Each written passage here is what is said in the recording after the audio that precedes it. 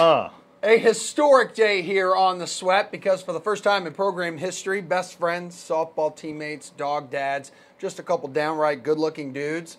Reid T. Fowler, Emerson Lotzia are hosting a show together. Expect us to disappoint you, and you'll never be disappointed. Yeah, and you could say the same about these two fine gentlemen. Hello to our NFL panel consisting of DK Live's Jeff Ulrich and Steve Buchanan. Extremely excited. And how excited are you two for Waiver Wire Tuesday? Oh, go ahead. How excited? Yeah, I mean, this isn't a letdown from last night's game at all. I mean, Waiver Wire Tuesday, great. Woohoo. Okay, well, we'll go ahead and start with you, Jeff. If you need a quarterback, please listen up. Goff's on bye, Mahomes on bye, and news came out today that Mitch Trubisky has a shoulder injury, is questionable for Thursday's game against the Lions. Chicago is cautiously optimistic, I believe is the language that was used. But if you need to find some insurance from the waiver wire, and at this position, who do you go and grab, Jeffrey? I mean, I think the most obvious choice has to be Jameis Winston if he's out there, and I assume a lot of people dropped him because they took my advice and said he was never going to play again for the Bucs. But here we are. No, I mean, I think, look, you look at the Bucs QB position since the start of the year, it's been one of the best fantasy producers no matter who's in there. So I said yesterday, I think Winston is going to play the entire game because I just don't think San Francisco is good enough to force him out. I think that's who you go get. After that, you know, I think I looked at Baker Mayfield personally, going up against Cincinnati, defense that really just still sucks. So I think those would be my top two targets. Winston isn't there. I go back to Baker. But are you a little concerned, like Winston lasts only like 2 quarters if he throws like 4 interceptions again, you know? No, because it's San Francisco and they're awful. So. Okay. All right. Great argument. Steven, what do you think here, bud? Jameis Winston? I mean, hell, if Lamar Jackson's out there, you got to snag that dude, right? Oh, hold on, Steve. Can't hear your audio. Now we can. Go ahead, bud. We good? Yep, we're good. Go ahead. Cool, because I just swore so much while I was moving. I mean, obviously Lamar Jackson's a great option, but you know what? I'm going to go with Eli Manning. I'm doing it, baby. I mean, look, have you noticed how bad this Eagles secondary is right now? I mean, the last 5 games, Manning's averaging over 17.6, DK fantasy points, 283 passing yards, 68% completion rate. I mean, I know you don't want to use him, and putting him in your lineups makes you want to throw up, take a shower, all of the above. But look, his rapport with Odell seems to be getting better and better by the week. Odell has scored over 3 times over the past 2 weeks. Manning's going up against a very, very weak Eagles defense right now. I don't mind Manning in this spot at all. I think we need to remute Steve. Wow, shots fired across the bow. Finally, OBJ gets some stuff. But Traquan Smith, the favorite of this guys who won a national championship, I didn't write this, with UCF last season, goes off for the Saints on Sunday and has a nice matchup against the Falcons' leaky defense. Again, he's available in most leagues. I've been high on this guy since the start of when he was getting that starting nod. Steve, is he the best option if you need wide receiver, or would you go and scoop someone else up? What do you think? Yeah, I mean, you definitely can't go wrong with Smith, but, you know, somebody I'm looking at right now is Bruce Ellington. I mean, Marvin Jones looking like he's going to miss this game once again this week.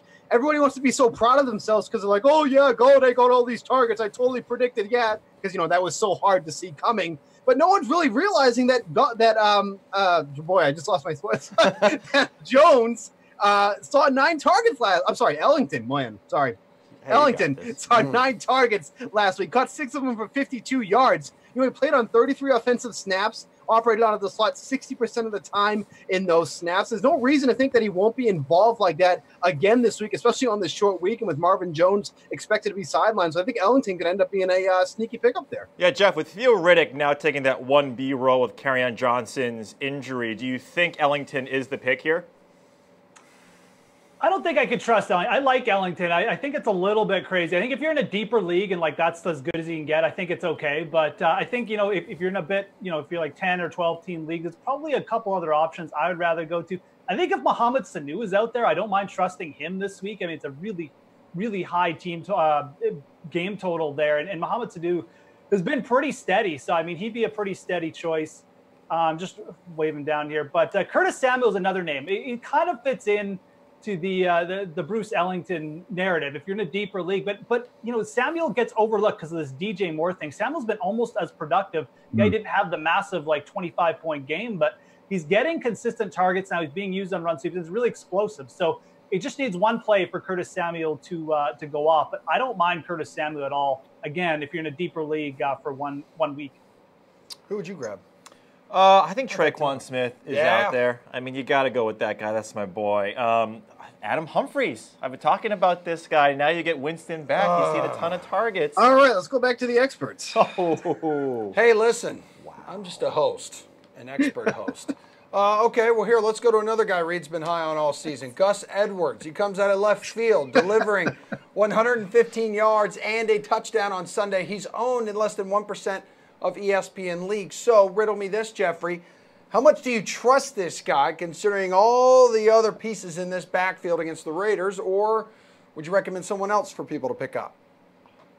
I mean, there's not much for running back this week. I mean, I think the other guy that's obviously out there is Theo Riddick. Zach Zenner actually might get some work here too, and Zach Zenner is actually a pretty effective back when he's gotten the chance. Had some injury issues, but those are two guys to look at for Detroit. I think you just got to trust Gus Edwards. The issue is there's like 4 running backs in Baltimore. I mean, Ty Montgomery's probably going to get a little bit more work going forward as a pass catcher, and then you still have Alex Collins there who could sneak in and take a goal line carry. The other back I really don't mind, and he might actually almost like him over Gus Edwards, is Elijah McGuire from the Jets.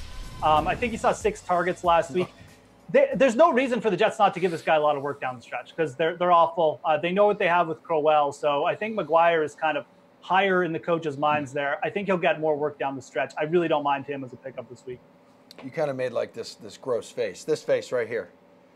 No, he's actually a decent pickup. I mean, Gus Edwards. I mean, like, listen, it's week 12 in the season. Like, you're going to the waiver wire. You're not going to have any, hot bods on there. You know what I mean? No. Yeah, exactly. I mean, pick your 4 running back committee, one of those 4 that you want to pick up. Steven, what do you think? Are you on the Gus Edwards train?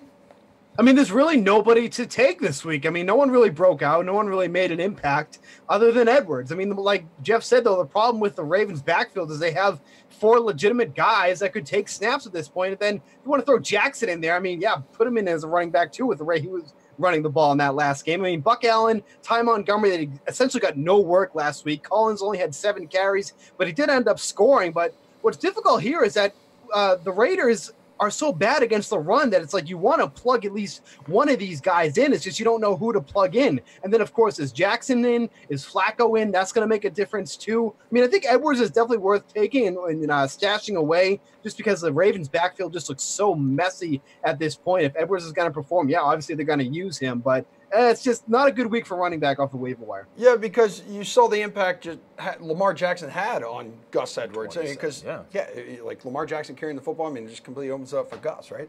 Yeah, I mean, the bus has to. I mean, 17 attempts, so for a guy who's not seeing the light of day in a game is hard to predict. So, moving on, the Bucs are sending O.J. Howard to the IR with an ankle injury. So let's say you had him, and now you need a tight end.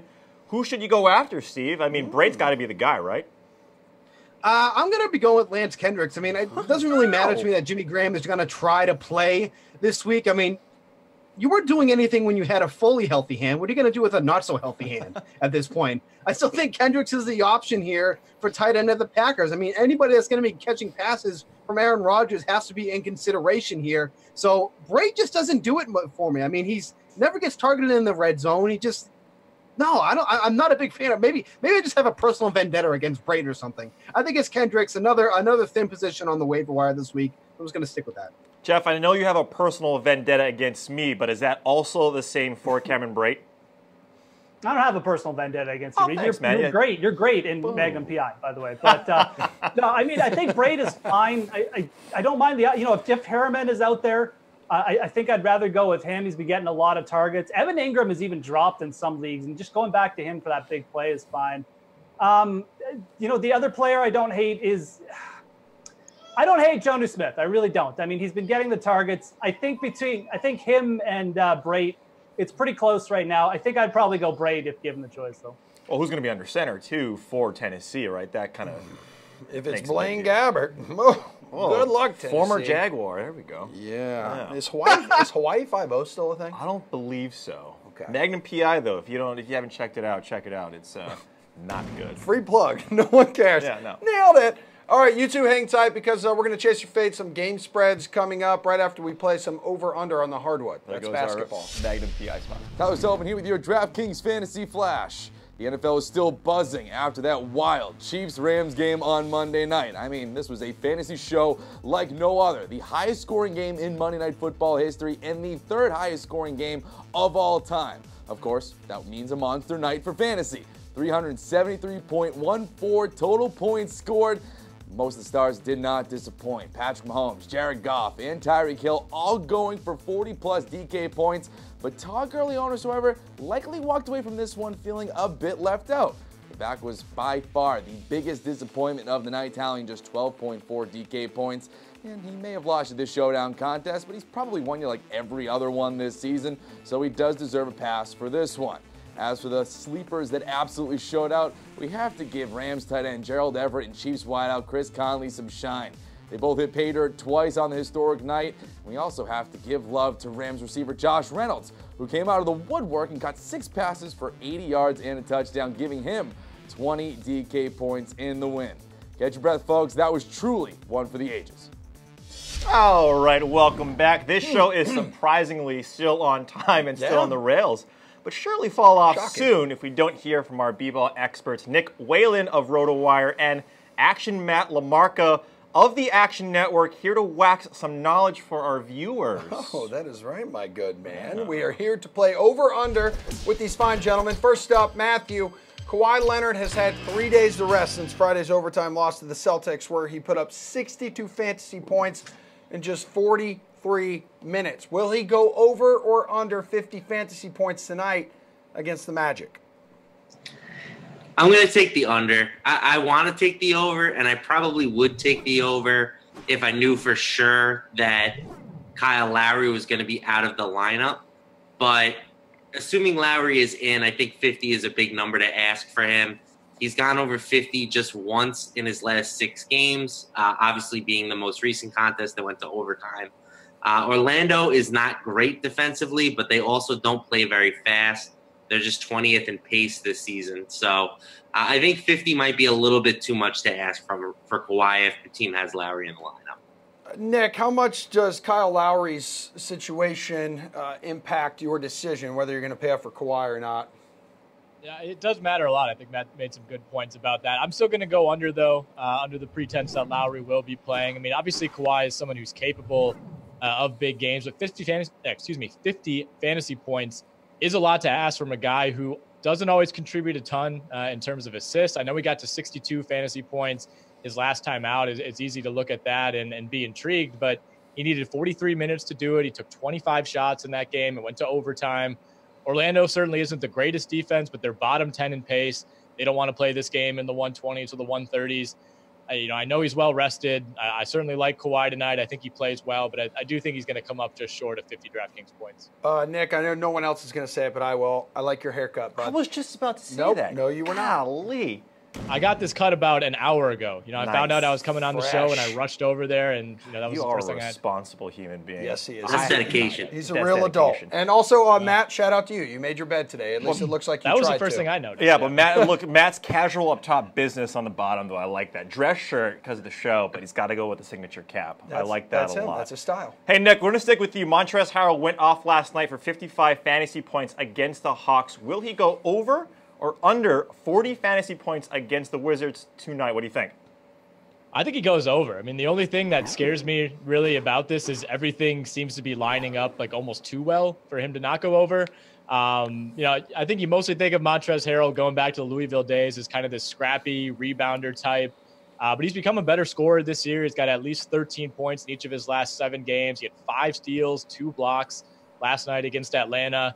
And he probably gets what's the best fantasy matchup in my mind in the league right now in the Wizards. Top 10 team in pace, just behind the Clippers actually in that category. They're the second worst defensive team in the league. No Dwight Howard tonight. That means Harrell's going up against Thomas Bryant, who's barely played really at all in the NBA.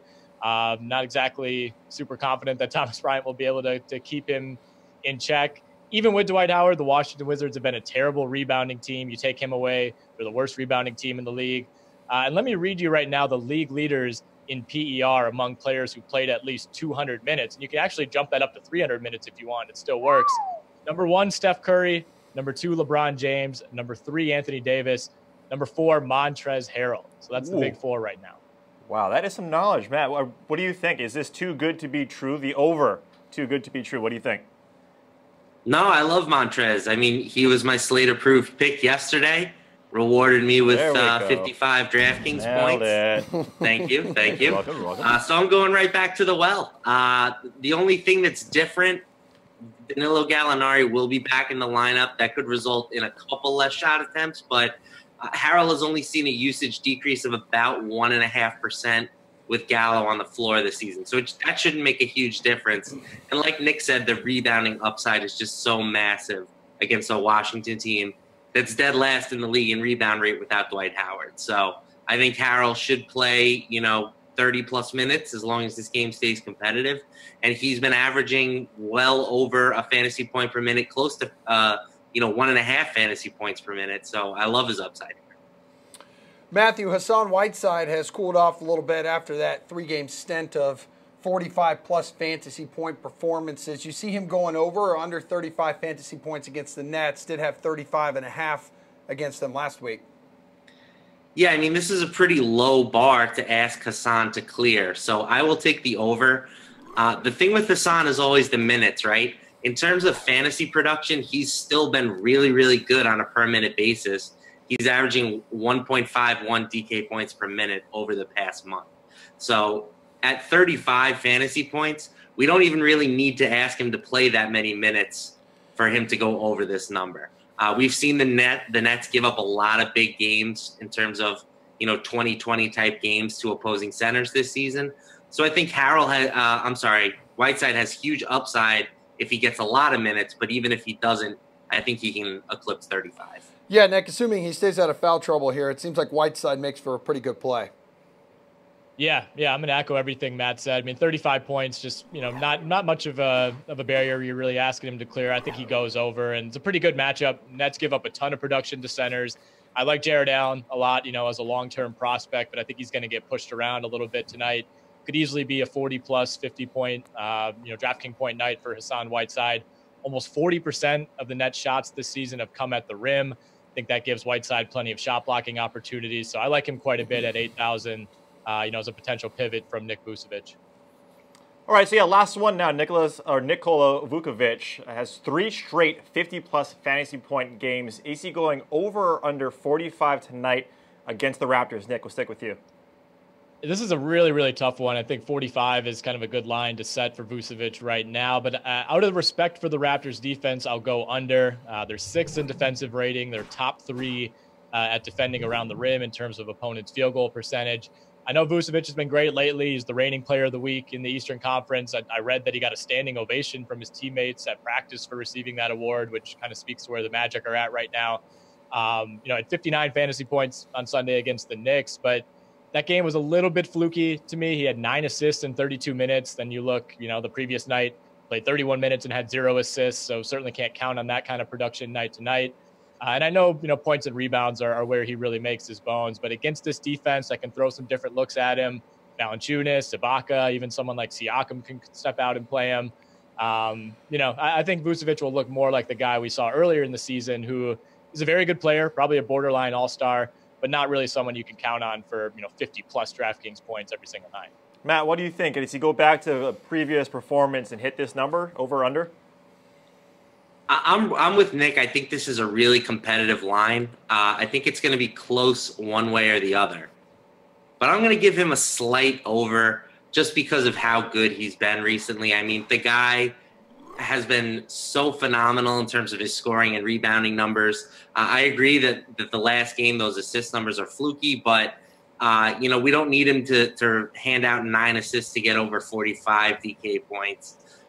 He's been getting around 45 basically all season prior to this most recent spike. So like I said, I don't think it's a slam dunk. I think you can definitely fade him tonight. Whiteside for sure is an interesting pivot, but I will give him a slight over just based on what he's done recently. Gentlemen, please stay close to the cameras because we will need you a little later in this show for Showdown Picks. Coming up next is another stint with our NFL panel. But first, this smart, charming, downright just good guy and Jeff Ulrich had a couple of things to say about the match between Tiger and Phil coming up on Friday. Mike? Hey, I'm Adam Kaufman, and it's a showdown at Shadow Creek Friday when Tiger Woods and Phil Mickelson go head-to-head for $9 million. Reid, Fowler, and Jeff Ulrich are excited for the match, and I'm just pumped to talk to those two. Reid, this is obviously an unorthodox event. I mean, two great players in the latter stages of their careers, but we saw with Tiger's late-season win, age doesn't determine relevance. So could this event be an indicator of their potential chances on the PGA Tour and ability to compete in the majors? I mean, I don't think so, right? These majors are extremely hard. We see a lot of these guys during the swing season potentially shore up some of their schedule logistics, like a Danny Willett, right? Like a Chris Howell III, a Matt Kuchar. These guys during the swing season, they're sort of getting there. I don't want to qualify for the Masters tournaments out of the way. And really, like the rookies that we see that have graduated up have the ability to now get their feet wet on the PGA Tour. But for guys like Tiger and Phil, this is an exhibition. They're doing it for the fans. It's not really a warm-up to the Masters. They're both course horses there. Obviously didn't do that well that last year. Both finished in the 30 to 36 mark in terms of where they finished on Sunday. But this shouldn't be an indicator. I'm more interested in guys like Rory at the Masters who have been there quite a bit, been on the leaderboard quite a bit as opposed to any of these two guys. Jeff, I couldn't tell there if you look bored or disgusted. What's on your mind? No, not disgusted. I mean, I don't really think this is going to be an indicator, obviously. But, I mean, let's look ahead towards the majors for both these guys next year. I mean, they both won on the PGA in 2018. Tiger's coming in as about plus 800 for the year's first major. I mean, got like a co-favorite with Jordan Spieth. And I think Tiger and Phil could get involved in some of the majors next year. I mean, Tiger for the first three, given the way he played, first on strokes gained approach on the PGA Tour last year. And then Phil at the U.S. Open being played at Pebble Beach, I think that's going to be a pretty big advantage for him. So being come in with form at the U.S. Open, I think Phil could be in play there. But yeah, both these guys, look, they're holding form later in their careers. I think you might see one of them pop through at the first three majors next year. It would not shock me if it happened. And we're back because no one else was available. But thank the high heavens we have Jeff Ulrich and Steve Buchanan here. Yeah, we're going to go right ahead and have you two chase or fade some NFL game spreads for Week 12, starting with the Bucs, who have lost 4 straight and 7 of their last 8, but they still find themselves favored by 3.5 over the Niners. My best friend Jeff, chase or fade the Bucs cover on Sunday? This is one of those games I don't really want to touch in real life. But if you know, gun to my head, I'm probably going to take the Bucs. Bucs have not been good at covering lately, but you know, it's San Francisco, and San Francisco has actually been okay at covering in certain spots. I mean, they almost beat the Packers. I know they didn't cover last week, but they're not that bad a team. So I'm still going to take the Bucs in this spot. I just feel like with Jameis Winston back, it's a bit of a bounce back. I'm still not sold on Nick Mullins. So I think the Bucs reverse the trend a little bit, and I think they finally catch the 49ers, who probably a little bit worse team than they've looked the last couple weeks. Hey, Bukes, do you have faith in the future Hall of Famer Mullins, or where are you going on this one? This is another tough one, like Jeff said. I mean, it feels like Jameis Winston is like 2 turnovers away from blowing this game and being benched. But then again, the 49ers don't really generate any turnovers. They only have 2 interceptions on the year, although they could easily double that number against Winston. But look, I mean, Winston has looked good in spurts when he's been in the game this season so far. Obviously, is a boost to the Bucs offense overall. The problem with the 49ers is they're in such a good spot, but realistically, other than stacking Mullins and probably George Kittle, who do you really get excited about offensively here to really get some points for the 49ers? I mean, they just don't really have anybody at this point, and we don't really know what Mullins is capable of. Sure, he's looked good so far, and this is a great matchup to see what he's really made of. But until I see a little bit more for him, I think the easy route here is just to say the Bucs will cover. You're an analyst too. You think the Bucs cover? I think they do. I think they just have more skill players, which is weird to say because the Bucs really don't have much. This game is 55, the over-under. So it should be a high-scoring game. But, yeah, I think the Bucs take this one, too. Nick Mullins, man. Nick Mullins. Do not sleep on the only active NFL Hall of Fame player right now. Steven, this one's for you. The Patriots and Jets are both coming off big losses before both had to sit through a bye week and think about what they've done. Pats are favored by 9. Chase or fade, TB12 and company cover this spread. I mean, if there's a spot for the Patriots to bounce back, it's definitely against the Jets. I think about their offensive woes against the Titans, and you certainly get worried a bit. Then you remember that the Jets are going to be playing them this weekend. Yeah, you start to feel a little bit better. I mean, look, Julian Edelman alone is just set up for such a great matchup in the slot against the Jets. That has been a spot where they have just been torn up all season long. And then they have 2 weeks that they prepared for this matchup. After a bye week since Bill Belichick has taken over as head coach, Patriots are 23-6 when they're coming out of the bye week. So against the Jets, who are just, I don't know. What do they got going on over there? I don't know. Feel good about the Patriots covering. Elijah McGuire, that's what they have going on. Oh, yeah. Oh, awesome. That's right. No, that's Jeff's favorite player on the waiver wire this week. Jeff. 12 targets. That's what he's going to get. Have fun not having Elijah McGuire, losers. Hot take. Oh, anyways, I'm glad Steve quoted the Patriots bye week, coming off a bye week record, because it's pretty vital here. Look, the Patriots aren't quite the team they have been maybe in the past 3 or 4 years, but look, they're still covering, especially against bad teams. Like, they destroyed the Dolphins, they covered against the Bills, and they have Sony Michel back. And when he was healthy, that's kind of when they were blowing these teams out and covering the big numbers. So I don't really have a problem with -9 here with the Pats. Coming off a bye, healthy Sony Michel, and probably Gronk back too. Like, I just think there's so little chance for them. I don't want to say not to cover. I just feel like there's so little chance for the Jets to put up a huge fight with Josh McCown or Sam Darnold and like no wide receiver. The Patriots just make too much sense. Yeah, they're going to be a public bet team, but I think you just got to take it. If the Patriots weren't coming off bye, though, Jeff, what do you think? Because these teams always play each other pretty tough, despite how bad the New York Jets are. I mean, you're right in a sense that they do, but again, if Gronk is coming back, they got their running back healthy. The bye week is nice for the health, but it doesn't mean that much in context of the teams to me. Yeah, true. It's Patriots. So. Now on to my favorite team, clearly, the Jaguars, who came close last week against the Steelers, but failed to pull out a win because the entire franchise is incompetent. Jacksonville hasn't won a game since September, but the Jags are 3-point favorites over the Bills in Buffalo this weekend. Chase or fade they cover, Jeff? I mean, I'm not on Jacksonville at all here. And again, it looks like Josh Allen is going to play. The Bills were pretty good with Josh Allen. They won a couple games. I'm pretty sure they covered against the Texans too.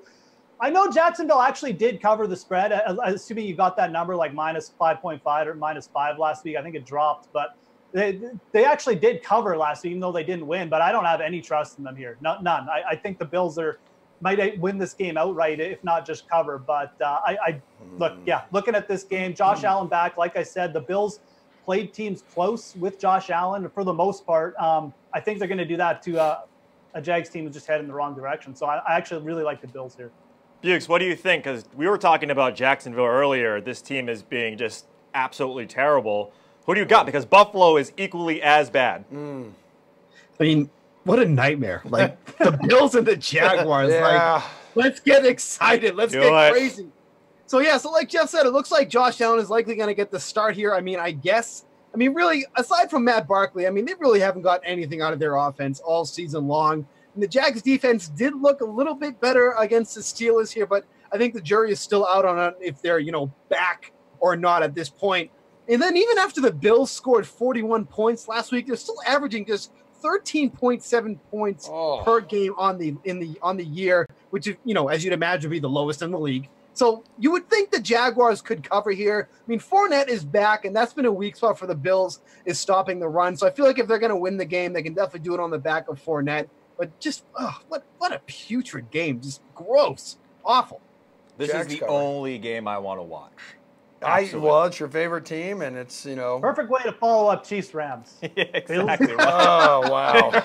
We've got to have both ends of the spectrum to really know what joy is, right? I mean, this is completely terrible. Not ideal. Yeah. Not ideal. Let's just put it that way. What is ideal? How about the Ravens, led by the pride of Boynton Beach High School and Lamar Jackson? 10.5.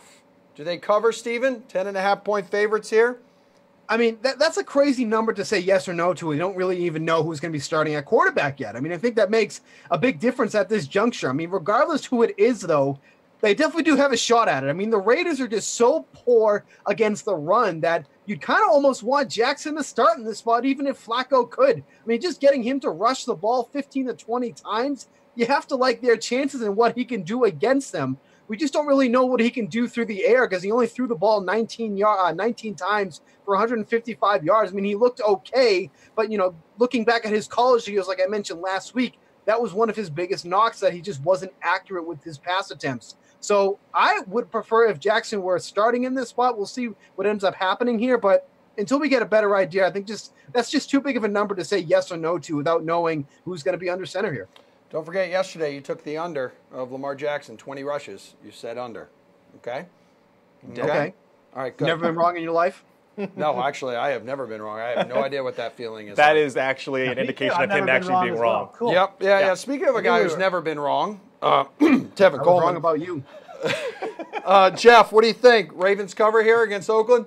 I mean, you look at Baltimore last 3 games, they haven't covered. So, I mean, you don't have a lot of confidence. But then, how are the Raiders going to score in this game? Like, they're literally starting, like, just random people that walk into the facility at wide receiver now. It's not even a joke. I mean, so I don't think the Raiders are going to put up more than 10 points in this game. And I think that the Ravens defense could easily get a defensive score. And like Steve said, Lamar Jackson starting here, I mean, that might actually be better for them. So I do think the Ravens are going to cover. I don't think this is a game you necessarily want to go to your way to target this week. But at the same point, yeah, I'll take the Ravens here. I mean, I just don't know how the Raiders are going to score more than 10 points with the offense they have, and considering the fact the Ravens are at home and have a pretty good defense. So I'll take the Ravens here. Not my top pick of the week, but yeah, I take that side for sure. Gun to my head. Ravens cover? Yeah, the Raiders are bad. I mean, when Jalen Richard and Jared Cook and Seth Roberts, Richard, another guy you can reach up for on the waiver wire if you need help. Yeah, another guy. But I mean, the Ravens are a really good defense. My favorite team, not Jacksonville, the Raiders, which is probably worse.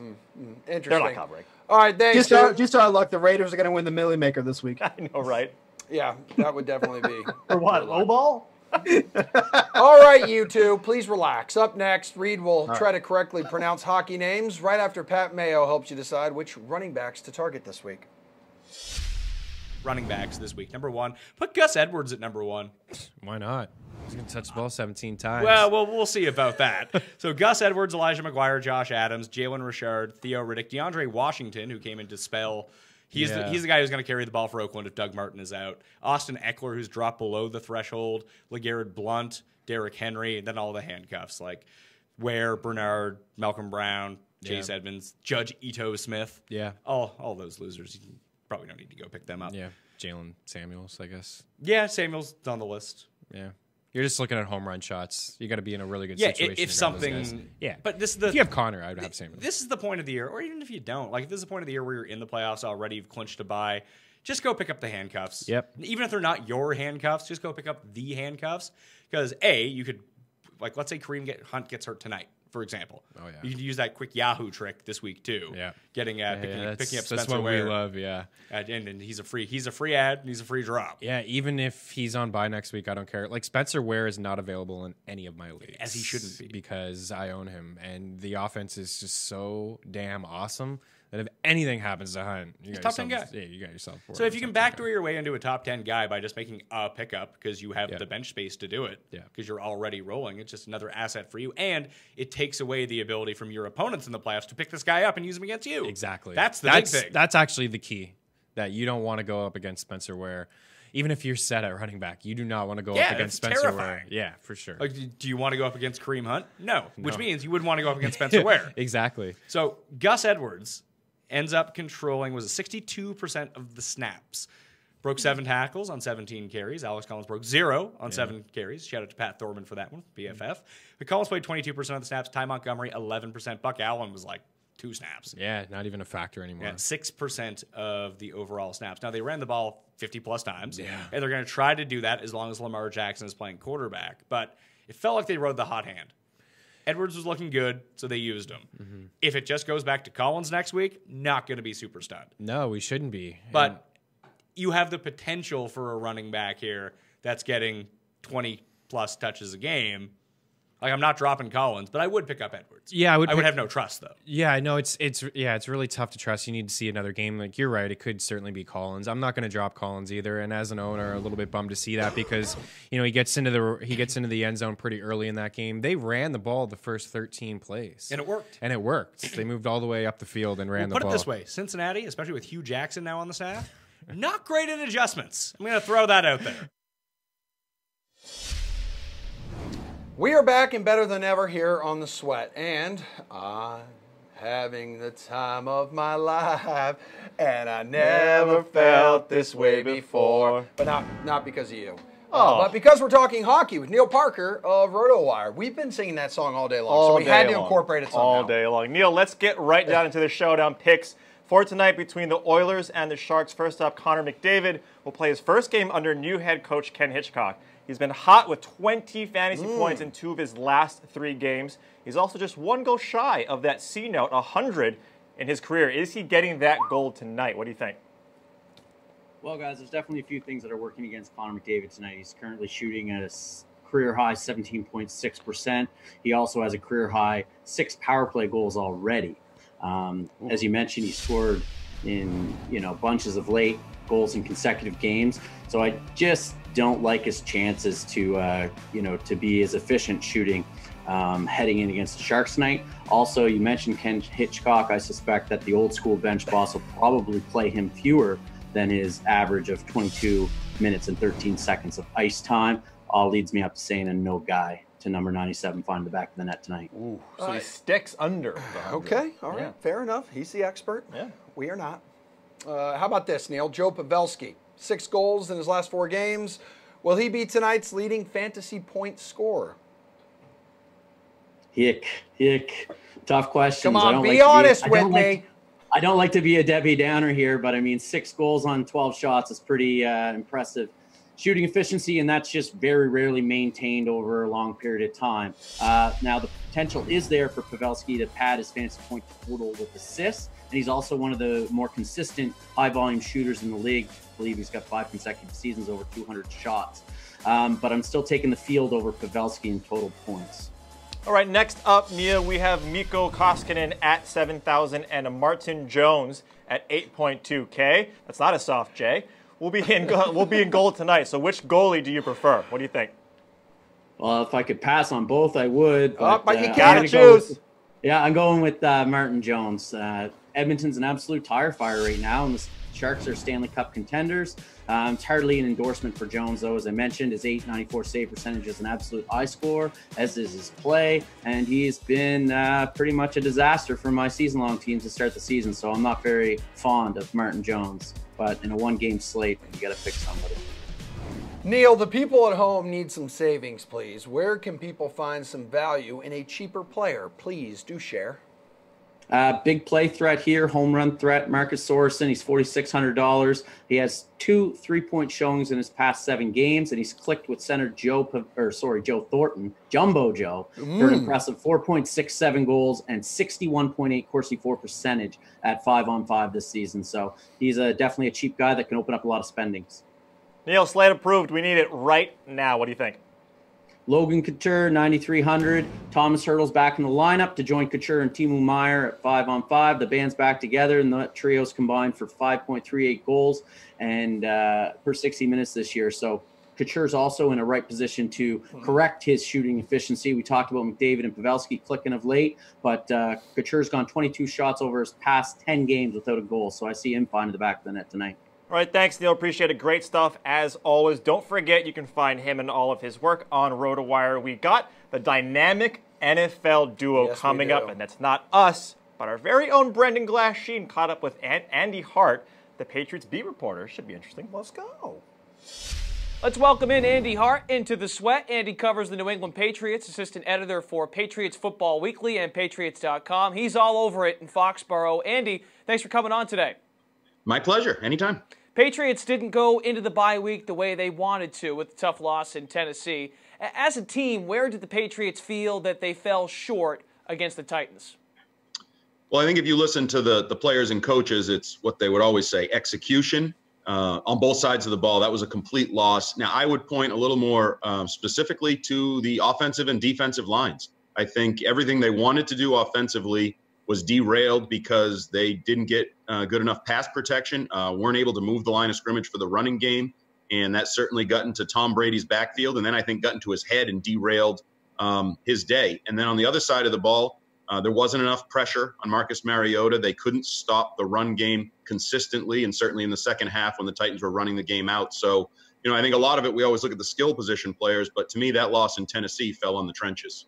Rob Gronkowski missed that Titans game. He's missed the last two, and Tom Brady said earlier last week on Gronk, whenever we get him back, I think everyone is going to be excited about that. Adam Schefter reporting Sunday, Gronkowski expected to return to the lineup this week. How much does missing Gronk change this Patriots offense?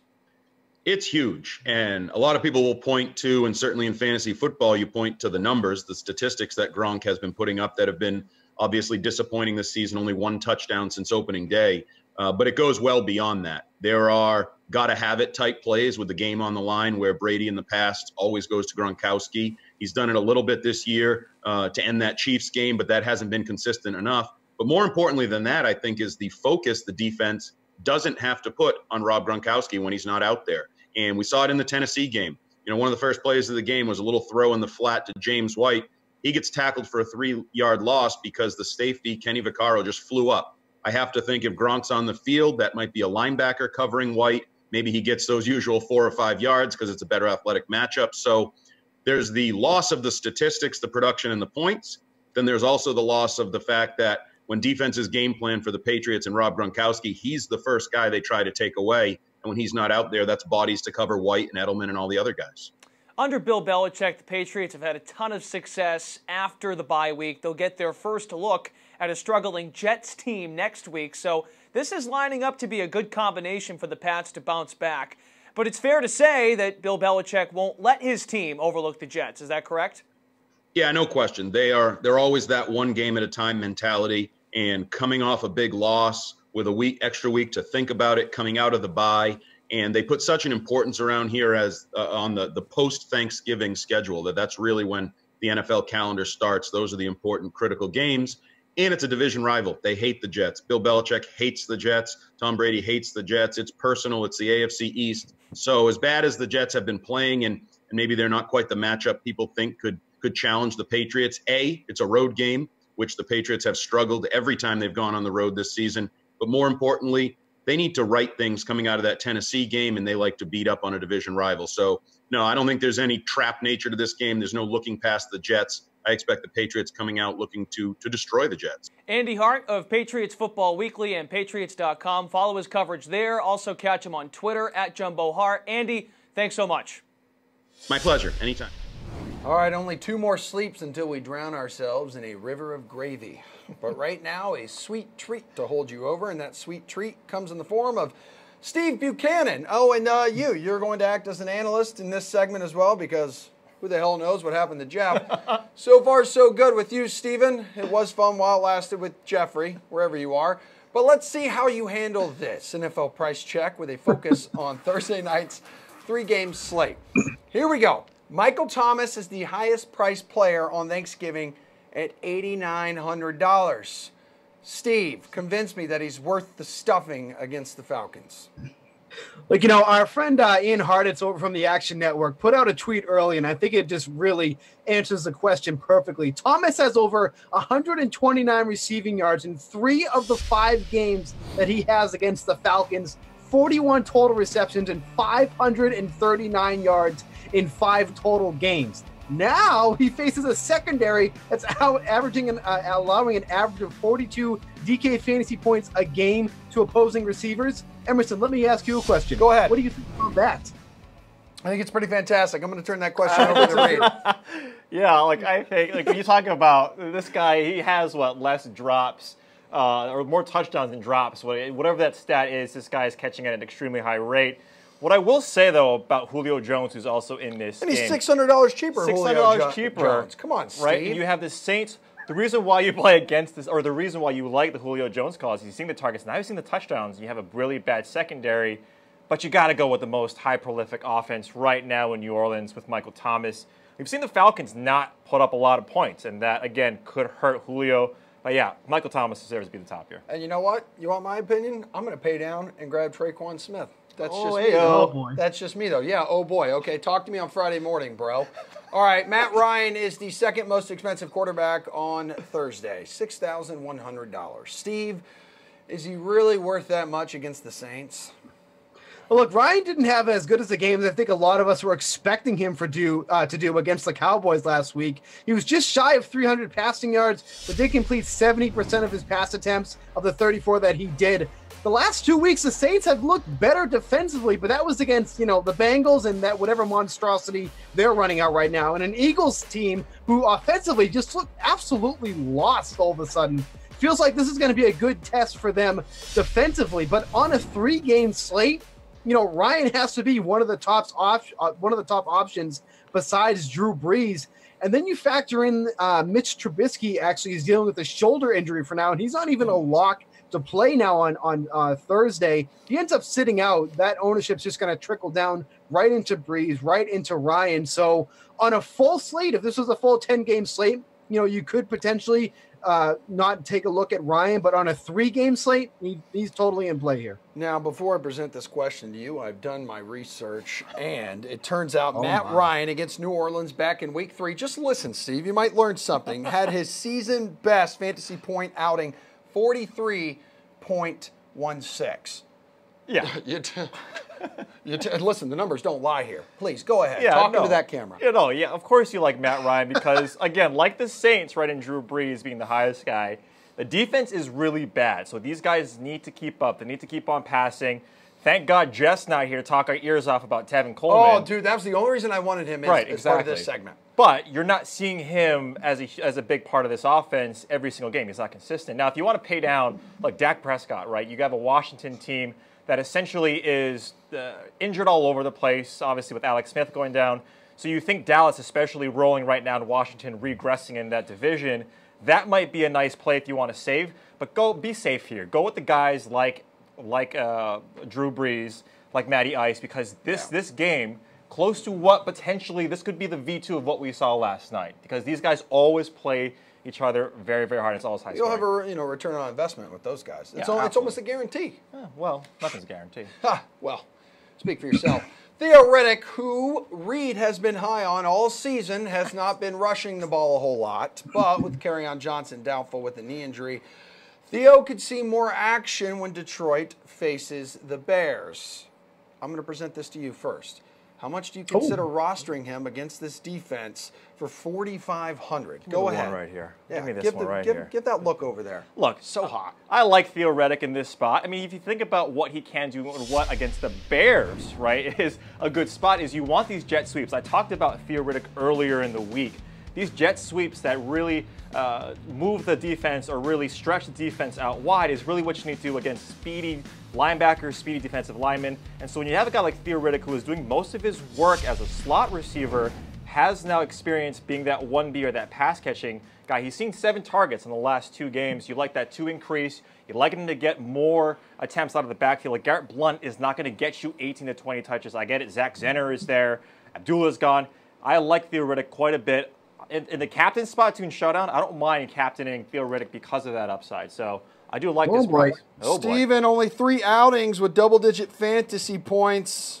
Only 2 since, back in week 2. He was hurt. Go ahead. That's fine. We're all hurt. I mean, I don't mind Riddick, but he's definitely not going to be my captain spot. I'll tell you that one. Oh, wow. I mean, look, we thought we were going to see him line up as a slot receiver more last week. He only did so 3 times. He also saw a pretty good decrease in snaps, dropped from 46 in week 10 to 27 in week 11. He's, like Reid said, he still saw 7 targets. He turned them into 5 catches for 30 yards. And the Bears aren't particularly strong against passes out of the backfield to running backs. I mean, so he definitely could have some success there. But I think Reid is discounting the emergence of Zenner a little bit here. Look, Garrett Blount, he carried the ball 7 times last week and had 1 yard. 7 carries, 1 yard. they're not going to go up blunt here. I think Zenner's going to get a pretty decent run here, especially if Johnson can't go. Riddick is not a running back anymore. He hasn't carried the ball, I think, in 3 straight weeks now. And this is not his role anymore. He might be a running back on DraftKings, but he's not a running back in real life. Major eye roll right here when you just said that. He's not a running back anymore. Yeah, off camera too. Coward. Yeah. No, he's right. No, he's not a running back. He's right. All right, dudes, one more. Amari Cooper has found the end zone just once with the Cowboys, but his price continues to go up each week. He's now at $5,700 facing Washington. Steven, how overpriced is this guy? He's not overpriced. I mean, he's averaging 7.6 targets since who did that? Who do you think? That was Reid. That was not me. You know damn well who did that. That's this guy right there. It was Jesse. As I was saying, 7.6 targets since joining the Cowboys. He's seeing a 33% market share of the red zone targets. I mean, the Redskins are okay against receivers. I mean, last week was the first time in 5 games they've held opposing receivers to under 200 receiving yards. Wouldn't exactly give them a Medal of Honor for that type of lack of production there. But I mean, Cooper's the main target in that Cowboys lineup. Sorry, Reid, it's not Cole Beasley. Cooper is the guy right now when it comes to catching passes right now. So 5,700, I have no problem with that at all. Yeah. Your feelings, please. Share not only with me, not only with Steve, but with the people at home. No, I like that a lot. I mean, Jeff Swain, too, he's a little banged up, and he's the one guy. We saw 9 targets in the first 2 games. Yes, the targets went down, but he's playing he's the number 1 guy. We've seen it before with Des Bryant. When Dallas gets and when Dak Prescott gets a number 1 guy, that opens up that entire offense, and you only like that Zeke is doing a lot better. The only thing that scares me about Amari in this game is that Washington's defense, but in terms of rush DVOA, not that good, and it's going the other way. And so Zeke, again, is a prime play. We've seen him get you saw him get 200 total yards last week, and so he might be used. Again, on this short week, though, you kind of like that Amari didn't get a lot of work because he might be a focus Only here. 5 targets. That's got to be a little concerning. Yeah, but 9 the first 2. I mean, again, game flow has a lot to do with it. Zeke was running all over Atlanta. I mean, you're going to go with Zeke. That's true. Spot, you watched the game. So, all right. That'll do, Steve. You did a great job. Good job to you stepping in again. Jeff, wherever you are, appreciate it. Please do not eat any romaine lettuce also, by the way. We've got NBA Showdown picks coming up after this. Tyler Sullivan here with your DraftKings Fantasy Flash. The strange story for Sixers point guard Markelle Fultz is having another chapter written into it. According to David Aldridge of The Athletic, the former #1 overall pick is scheduled to see a shoulder specialist early next week under the direction of his attorney. In that time, before seeing the specialist and being evaluated, Fultz will not participate in practices or games for the Sixers. This all comes after Philly's win over the Suns on Monday night, where Fultz played in just 7 minutes and went 0 for 2 from the field. Fultz so far has been nothing but a bust for the Sixers, and those struggles shooting the ball have carried over into 2018 as he's shooting just over 40% from the field, 28% from three-point land. He's making just about half of his free throws. While it likely won't hurt Philly as they continue to mesh with Jimmy Butler, this latest development with Fultz will just further move him into all-time bust discussions. Final block of the show, everybody. You are welcome. We're going out on a high note here before we get to Blazers and Nick Showdown picks for this evening. By the way, we have Nick Whalen of RotoWire here in the house, as well as Matt LaMarca of the Action Network. Guys, we just got word Kyle Lowry is going to start. We talked about it a little earlier, and whether him starting or not was going to impact you guys wanting to roster Kawhi Leonard. So now that you know Lowry is starting, how does that impact? What advice do you have for people out there who are thinking about rostering Leonard? Go ahead, Matt. Need that audio. You want to play him? I'm sorry. Go I was ahead. muted. Go ahead. I think he's too expensive. Okay. You want to be able to play him. It's a pretty weak slate, not a ton of talent to pay up for, but I just think 9,500 is too much for him. All right, Nick, you steering clear too, knowing Lowry's in the lineup? Yeah, I mean, it wouldn't be, excuse me, I think I'm out on my audio as well. It There wouldn't be we an egregious play. It wouldn't be an egregious play by any means, but, you know, I mean, I think I took the under on him anyway. And with Lowry, you know, now it makes me feel a little less confident in that. So I think I'm going to avoid Lowry tonight.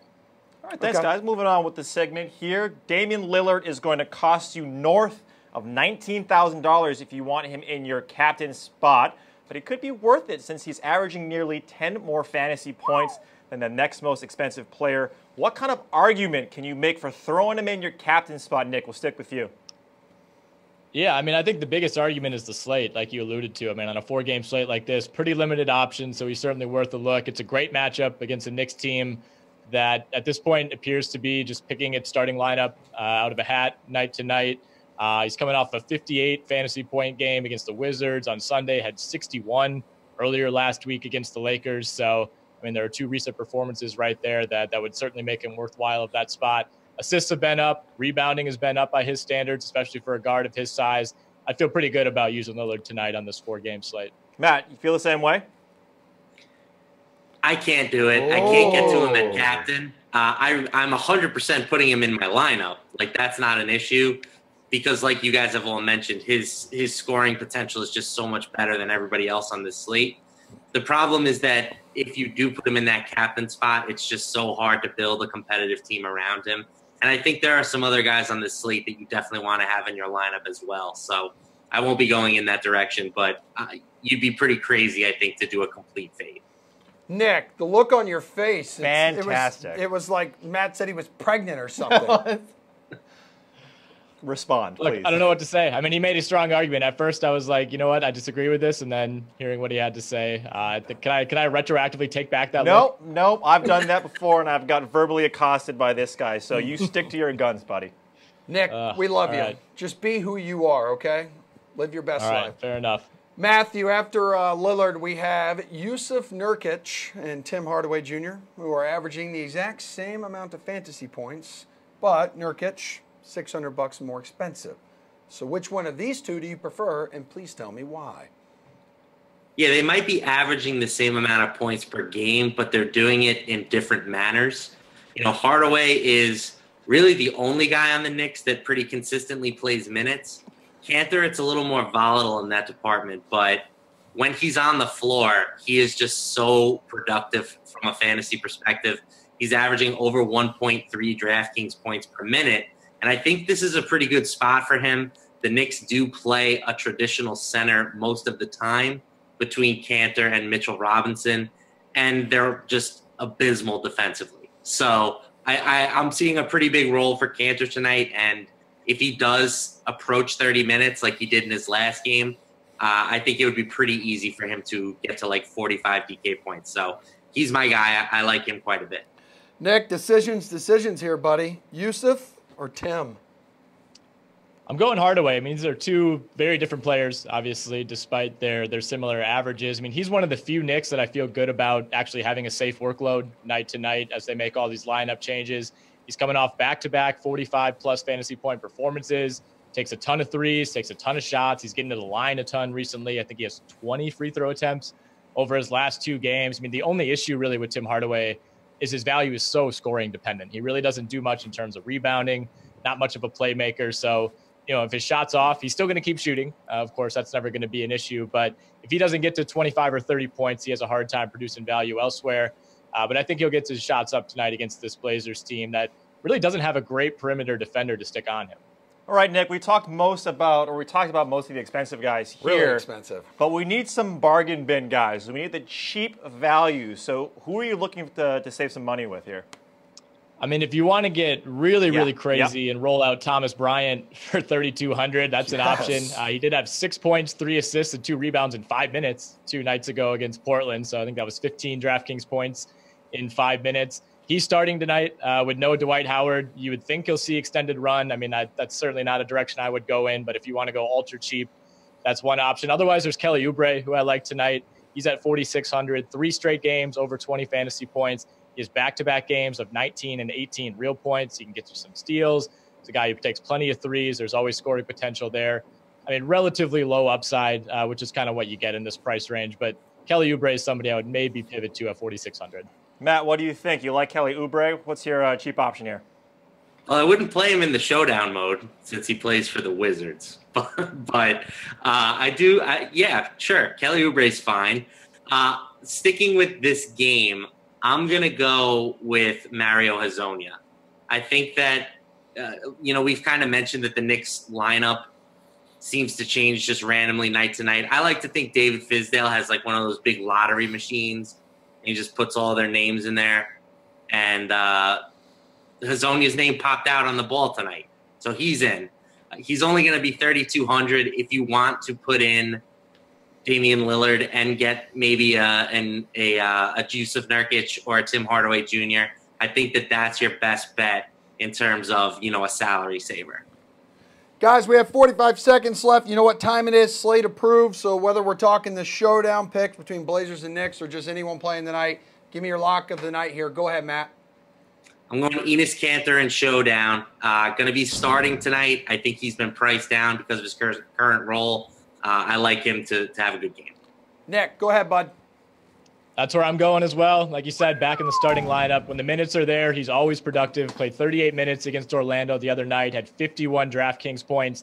Probably doesn't get to 38 again tonight, but the Knicks, I think, are finally fed up with Mitchell Robinson picking up fouls at a rapid rate. Kanter, even when he was coming off the bench, routinely got into the mid to the high 30s in DraftKings points. I think he'll be re-energized, and I think he'll be in for a big night. 6,300 is a great price. All right, gentlemen, we appreciate it. Great job. We are now in negative time. We have gone over an hour. Appreciate you, kid. Hawaii 5-0, the handsome Hawaiian. Here he is, Reid Fowler, Emerson Lotzia. Let's see. Everyone enjoy Thanksgiving. Although we do have a show tomorrow night, 6 to 7. Yes. So I think it's Kaufman and Sully. There we go. That's right? a dynamic duel. Enjoy it. Toodles. Peace, guys.